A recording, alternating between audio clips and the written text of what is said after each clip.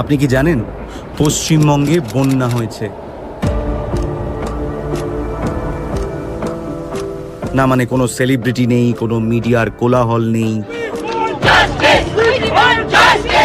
কোনো খাদ্য উৎসব নেই, কোনো নাচ গান নেই।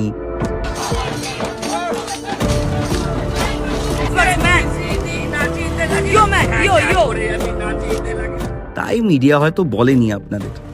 আসলে টিআরপি নেই না এসব দেখিয়ে।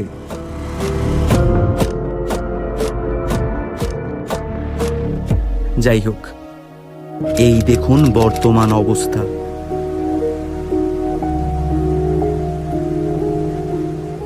বাংলার সত্যিকারের মানুষ হলে এদের পাশেও থাকুন, নইলে